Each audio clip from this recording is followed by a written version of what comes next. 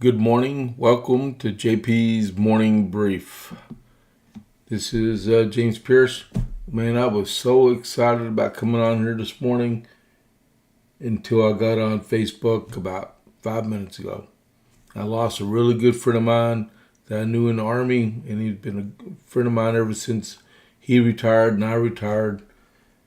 And he passed away last night of pancreatic cancer. So remember Eric Campbell's family in your prayers, please, okay? Not a good way to get started sometimes. But, man, we all have a finite amount of time on this earth, so make it the best you can. So welcome to our depressed JP Morning Brief this morning. I'll make it better, I promise, all right? But welcome to JP's Morning Brief for February 13th. Don't forget to click that follow button and give us a like and get engaged with chat, okay?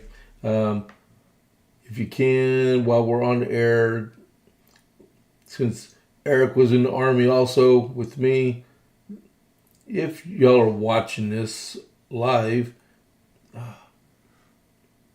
did he go? Yeah, okay. I'll put an American flag in there. All right, so this episode is dedicated to Eric Campbell. He was a Signal Corps. I served with him at Camp David and when I was stationed there. But, okay, we had like a transition time when I was getting to Camp David and he was leaving Camp David, and First Sergeant Rowan took his spot. But, okay, so meanwhile, let's get started. Okay, I would covet the follows and the likes today too, if you don't mind. All right, so dun, dun, dun, dun. So I have America 250 for the day is a letter from George Washington to Thomas Munford. Sir, Colonel Fisher Gay of Farmington in Hartford County has informed me that some powder was by you imported for the use of particular inland towns in the colony of Connecticut. The great want we are in of that necessary article obliges me to send Colonel Gay to borrow or purchase as much as he can possibly procure.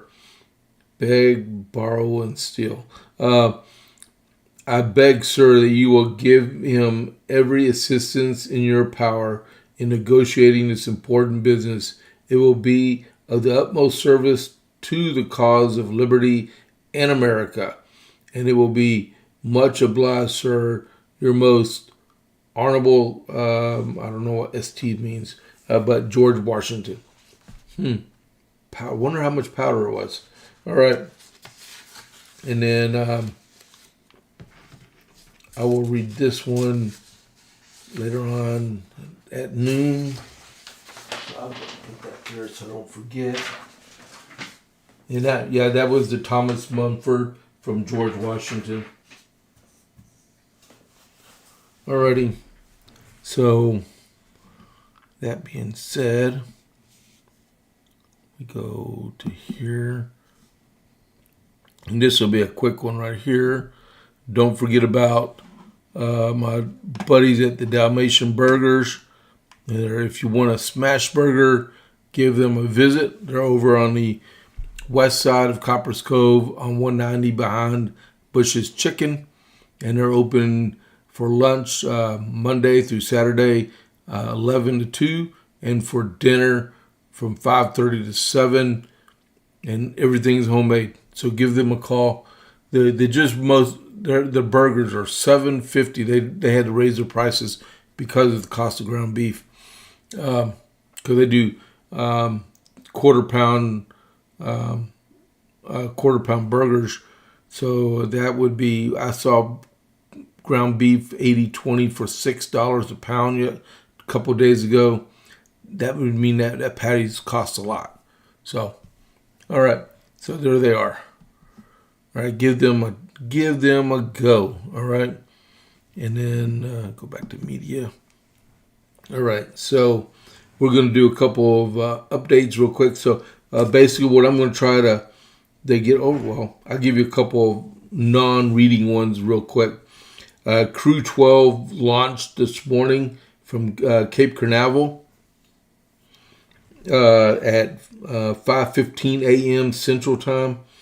They're going to the ISS to replace Crew 11, which had to leave early. So that was good. He sent four astronauts to the International Space Station, and it was a beautiful launch. It was a nighttime launch, which is awesome to see. And then also, President Trump is going to Fort Bragg today, and he wanted to meet with some of the special operations soldiers that were involved in the capture of Nicolas Maduro in Venezuela. All right, and then so with that being said, so some of the stuff we're going to go over before we run out of time, which usually happens really fast on this. We're going to have an update on Nancy Guthrie in that investigation, trying to find her. And then we're going to talk a little bit about the SAVE Act and about Senator Ossoff. We're going to talk, he's a senator from Georgia, hypocrite. We're going to talk about the Biden administration allowing an ex-official to get a single source contract worth $229 million. Go figure, right? And then how progressives are still pushing some DI initiatives through the court system. And we're going to go over a poll in the Texas scorecard. All right? So if you think we can get through that in 20 minutes, whoo, doggy. Okay, I'm going to send you some land and promise a boat on it without a trailer. All right, so let's talk about Miss Guthrie. While I'm getting set up, I'm going to transition so you can see the person on the right that they're still looking for. And there we go. All right, get a good look at him. The backpack is from Walmart. We already know that. It's an Ozark backpack, right? And look at the holster, look at the shoes, the pants, all right? His facial characteristics. Okay, cool. So we'll go back. So you can look at my ugly mug now too.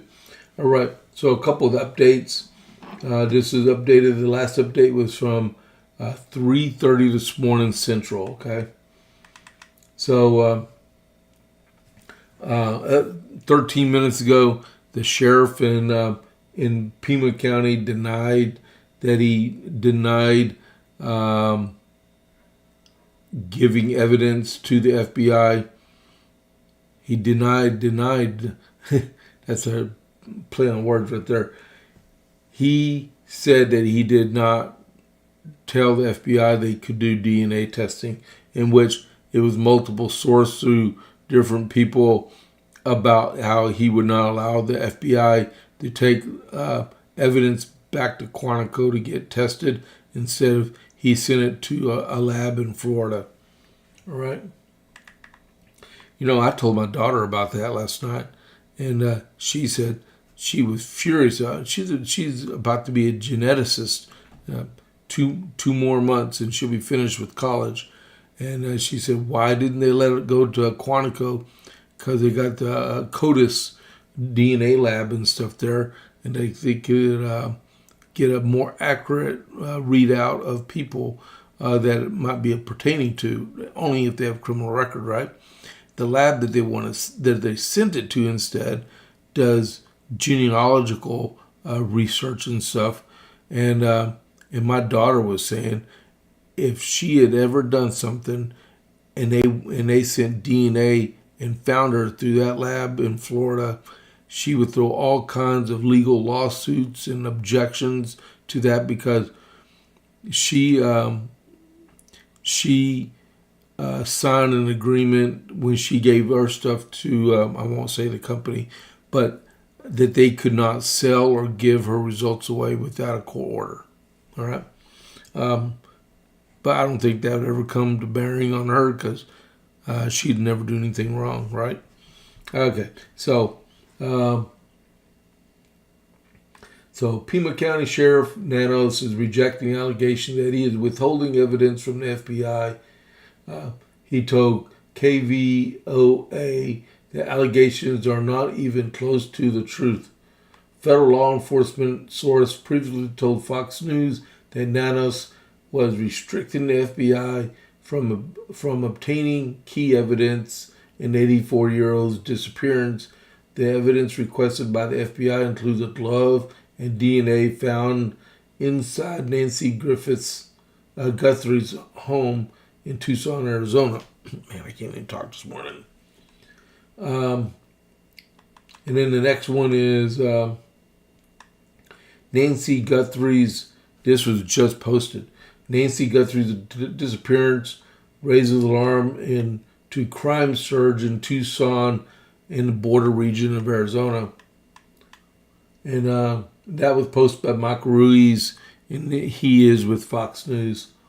The disappearance of Nancy Guthrie from her home in upscale Catalina foothills north of Tucson is drawing attention to a crime surge in the region. Violence is widespread in Tucson City proper, with encampments where meth and other drugs are readily available, and criminals reportedly exploit the city's free bus system to carry out offenses. Never anything ever happens good when it comes to free. Ma'am Donnie up in New York wants a free bus and subway system also.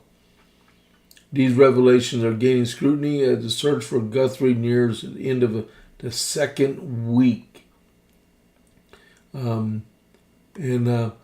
News spoke with local business owner Josh Jacobson, who works with the nonprofit Tucson Crime Free Coalition, which advocates for adequate law enforcement staffing and resources, treatment for the needy, and prosecution for criminals. Tucson is located in Pima County, which is southeast Arizona. And while he describes the county as a relatively low crime area, he points to Tucson as a problem. Okay, so they're expecting rain in Tucson. And that's all for the updates. All right, so we'll go from there. We'll go over to here. All right. Bring that up. And I'm going to give you all a quote from the Texas scorecard. Shame on men who can court exemption from present trouble and expense at the price of their own prosperity's liberty. And that came from Sam Adams. All right, so a little bit of the brief before we run out of time here.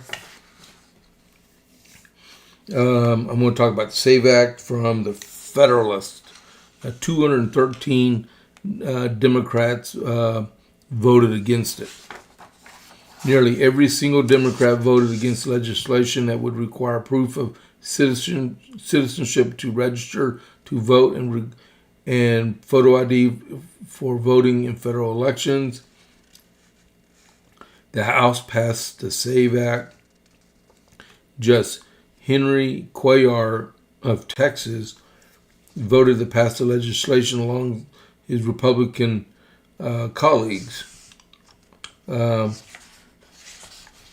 know what? We're going to go. So we talked about this yesterday, all right? About the rhinos that don't want to.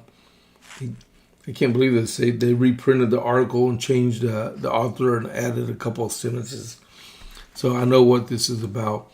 But, we still got senators on the fence, and one is definitely off the fence because she went left. I'm talking about Lisa Murkowski. But we know why she doesn't want it passed, because she wants to keep the ranked choice voting in place so she can guarantee herself another term in the United States Senate. But so they call this Jim Crow 2.0, and it's not fair to have to show photo ID to vote and stuff, and no one required that kind of stuff. But also, if you look at Senator John Ossoff, he's coming up for re-election. He's a Democrat. He got elected in 2020, right? So he required photo ID at one of his campaign rallies, but he doesn't support it to have him to be able to vote. A new attack ad from Republicans targeting U.S. Senator John Ossoff, Democrat Georgia, is slamming the vulnerable Democrat senator for requiring entrants at his political rallies to show proof of identification, but arguing that identification requirements for voting are a form of voter suppression. Want to get into a John Ossoff rally? The advertisement's narrator begins before it goes into the montage at Stafford's Ossoff's February 7th rally, asking for the entrance IDs. Don't forget your ID, rally staff can be heard saying as folks walked into the Georgia International Convention Center located in Metro Atlanta. Also, do you have your ID with you? Another staffer can be heard asking entrants in the video captured by a GOP tracker. I'll just grab your ID from you. Wow. Grabbing your ID from you. Wow. Thank you so much. And others said, please have your ID handy. Please, thank you. And meanwhile, Ossoff was referred to attempts to establish stricter photo ID rules for voter and voter registration in federal elections as nakedly partisan, totally unworkable, and bad faith. And Ossoff's team declined to comment for the story. Yeah, you know what one word is? Hypocrite. That's all he had to really say about it, because he's a hypocrite, just like the rest of the Democrat Party, for saying it's unconstitutional and it's racial bias to require someone to use photo ID to go vote. Like I saw a city councilman in I think it was he's a city councilman in he's probably already blocked me on Facebook, but he put on there it's a form of poll tax to require someone to prove that they're a U.S. citizen to vote in a federal election.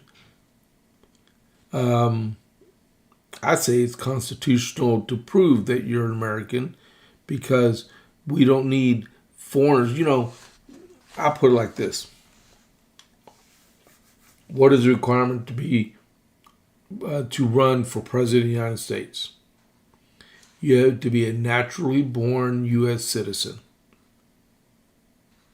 Hands down, full stop, that's it, right?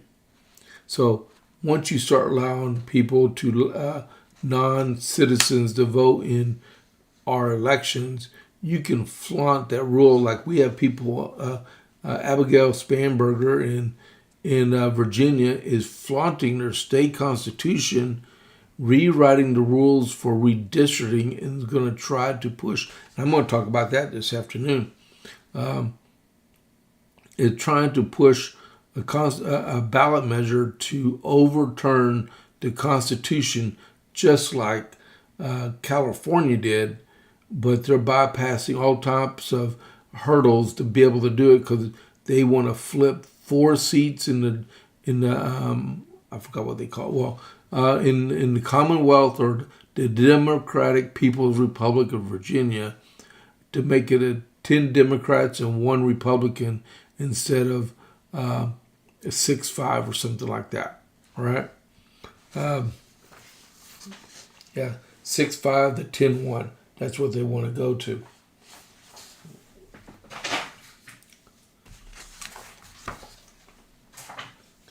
All right, so next we did talk about that. We talked about that. All right, so Now, what time we got here? 6:50. Yep, he ain't going to make it.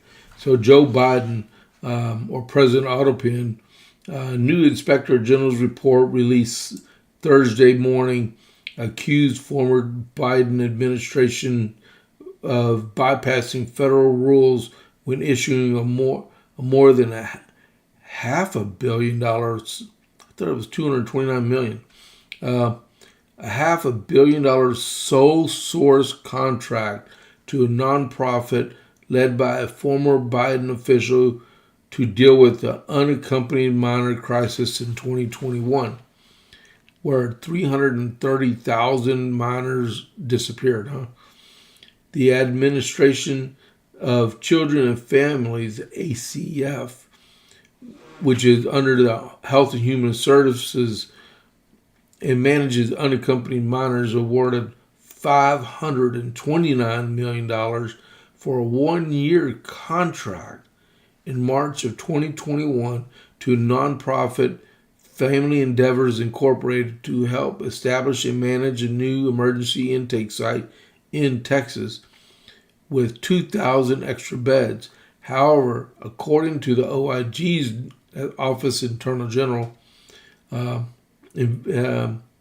Inspector General, Biden's ACF failed to follow the federal procurement requirements for full and open competition due to their own insufficient planning, rather than the COVID-induced emergency the Biden administration cited. Furthermore, the Inspector General's report found that the contract price was more than double the agency's own cost estimate of $244 million, and indicated that the agency subsequent modified the award 15 times, extending the period until May 2022 and increasing the value to more than 3 times the original estimate from ACF. ACF knew well in advance of March 2021 that it was projected that to need more shelter beds than the existing sites would provide, and should have begun contract planning at that time. ACF failed to reasonably conduct the necessary advanced planning to execute a contract for procurement of those beds and related services using full and open competition. That's why you use more than one open bid. Wow. Okay. That's crazy. I'm probably going to go back more into that this afternoon. And then, yeah. Okay. So, let me do something here. Give me a second. Refresh. Click. Copy.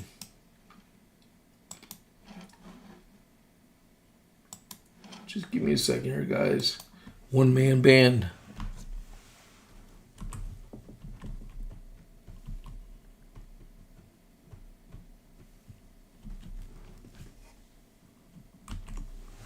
Okay, I'm back. All right, so if we go into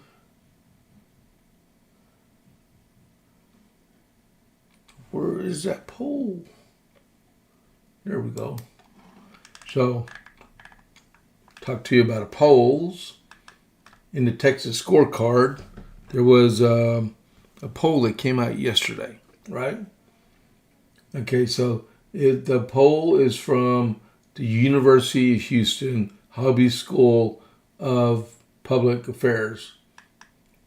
So in the Attorney General's race here in Texas, right now, according to these people, right, Chip Roy is leading 33 to Bays Middleton 23 to Joan Huffman 13 and Aaron Reeds is 6. That's hard to believe. But then they said 25% is undecided. That's a huge undecided. And then Chip Roy got in very late in this race. And then the next one, the comptroller's office, which is probably the most competitive race because Don Huffines, he filed or announced for this office a long time ago. And he is sitting at 33% with 29% undecided. And his next closest competitor is Christy Craddock, and she's on the Railroad Commission right now, at 21%. And then the agricultural commissioner's race, that would be Sid Miller versus Nate Sheets, and that is sitting 48% to Sid Miller, 18% to Nate Sheets, and 34% undecided. And early voting starts next Tuesday here in Texas, right? So anything really can happen. So you just got to get out there and vote. You know, the real poll comes out the evening of March 3rd. That's when election results are released. I don't believe there are any other competitors in the agricultural commissioner's race, so that should be decided March 3rd. But in the other two races I was talking about, there's multiple candidates, so there's a chance they'll come in under 50% and trigger the runoff on May 26th, especially like in my congressional district, CD 31, where John Carter is being challenged, I think, by 9 other candidates. And there's a good chance that could go into a runoff also. So we'll see, in just a couple more weeks how this is going to pan out. The important part is to make sure you go and vote, okay? And vote early if you can, all right? So that is done on that one. So I'm going to go ahead and close that one out. All right.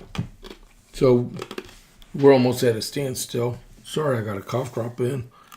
Don't forget, early voting starts the 17th, and it goes through the 27th of February. And there's early voting on weekends, okay? Not as much on Sunday. I think it's like 12 or 10 to 5 or 12 to 5 on Sundays. Primary day is Tuesday, March 3rd. The runoff is May 26th with transition over. The early date for the runoff is May 18th to the 22nd, and the runoff primary is May 26th. All right. And then the last thing I want to talk about is the Lincoln Reagan dinner, because I talked last night to our county chair, and ticket sales are going to go to the door, okay? But we're still short on some tickets. There's some still available, but you are still able to buy them on the day of the event, in which Dan Patrick's going to be speaking. We have chicken and steak for our entrees, right? And all kinds of live and silent auctions. And it's going to be the 21st of February at the Texas Station Event Center in Gatesville off of Highway 36. All right. Come on out and join us. Go to that QR code or go to the show notes, and you'll see a direct URL, a link to be able to go and purchase your tickets. All right. And there's $60 a person or $100 a couple. All right. So I am getting ready to. Boy, this is hard doing this in the morning sometimes. Okay, so I'm going to initiate a raid to go to. We got 20 seconds to go to events. All right. So I'll see y'all at noon. I'm going to go say bye to my daughter that's moving to Fort Campbell, Kentucky with her husband. All right. Y'all have a great day, and I'm going to do the raid for us. And see y'all at 12.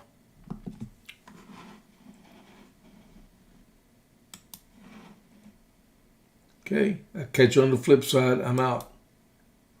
Maybe. There we go. Raid is initiated.